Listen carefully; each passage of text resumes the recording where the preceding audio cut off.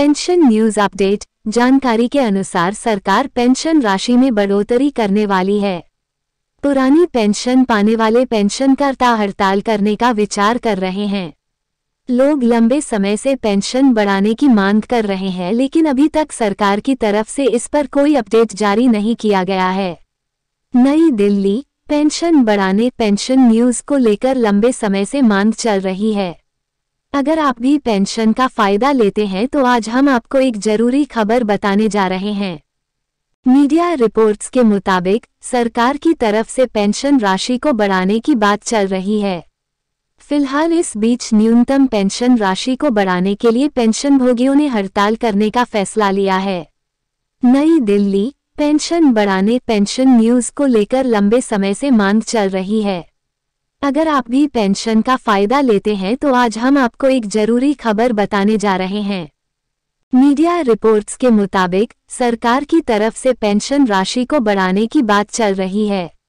फिलहाल इस बीच न्यूनतम पेंशन राशि को बढ़ाने के लिए पेंशनभोगियों ने हड़ताल करने का फैसला लिया है। 2014 में हुई थी लागू। आपको बता दें, कर्मचारी भविष्य निधि संगठन EPFO की पेंशन योजना IPS 95 के दायरे में आने वाले पेंशनभोगियों की न्यूनतम पेंशन मिनिमम पेंशन 7,500 रुपये मासिक किए जाने समेत अन्य मांगों को लेकर पेंशनभोगी बृहस्पतिवार को राष्ट्रीय राजधानी में भूख हड़ताल पर बैठेंगे। कर्मचारी पेंशन योजना IPS के तहत फिलहाल पेंशनभोगियों के लिए न्यूनतम 1,000 रुपये मासिक पेंशन निर्धारित की गई है।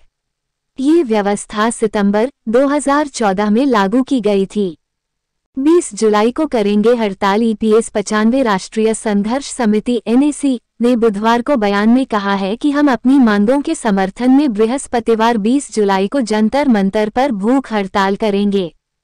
बयान के मुताबिक EPS 95 राष्ट्रीय संघर्ष समिति औद्योगिक, सार्वजनिक, सहकारी, निजी क्षेत्रों के सेवानिवृत्त कर्मचारियों का प्रतिनिधित्व करती है, जिन्हें EPS 95 पेंशनभोगी के रूप में जाना जाता है। इन्होंने राष्ट्र के विकास के लिए अपनी सेवा समर्पित की थी, लेकिन उन्हें बेहद कम पेंशन राशि के कारण गंभीर परिस्थितियों का सामना करना पड़ रहा है। कम पेंशन से परेशान है पेंशन धारक। NAC के अध्यक्ष कमांडर अशोक राउत सेवानिवृत्त ने कहा है कि ये पेंशनभोगी बहुत ही कम पेंशन के कारण संकटपूर्ण परिस्थितियों में जी रहे हैं और अपने परिवार और समाज में अपनी गरिमा खो रहे हैं। बयान के मुताबिक इसीलिए 20 जुलाई को संगठन के राष्ट्रीय अध्यक्ष अशोक राउत और केंद्रीय कार्यकारिणी समिति के सदस्यों ने जंतर मंतर पर भूख हड़ताल करने की घोषणा की है। आगे समर्थन जुटाने के लिए देश भर के पेंशनभोगी भी उसी दिन प्रमुख स्थानों पर भूख हड़ताल करेंगे। 7,500 रुपये हो न्यूनतम पेंशन। पेंशनभोगी महंगाई भत्ते के साथ मूल पेंशन 7,500 रुपये मासिक करने, पेंशनभोगी के जीवन साथी को मुफ्त स्वास्थ्य सुविधाएं तथा EPS 95 के दायरे में नहीं आने वाले सेवानिवृत्त कर्मचारियों को भी इसमें शामिल कर 5,000 रुपये मासिक पेंशन देने की मांग कर रहे हैं। 12% जाता है भविष्य निधि में। उल्लेखनीय है कि कर्मचारी पेंशन योजना 95 के तहत आने वाले कर्मचारियों के मूल वेतन का 12% हिस्सा भविष्य निधि में जाता है। वहीं नियोक्ता के 12% हिस्से में से 8.33% कर्मचारी पेंशन योजना में जाता है। इसके अलावा पेंशन कोष में सरकार भी 1.16% का योगदान करती है।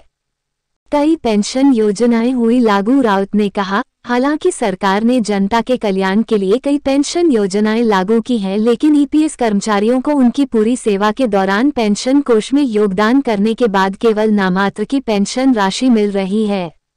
बयान में कहा गया है, अगर इस मानसून सत्र में न्यूनतम पेंशन नहीं बढ़ाई गई तो पेंशनभोगी देशव्यापी विरोध प्रदर्शन करेंगे।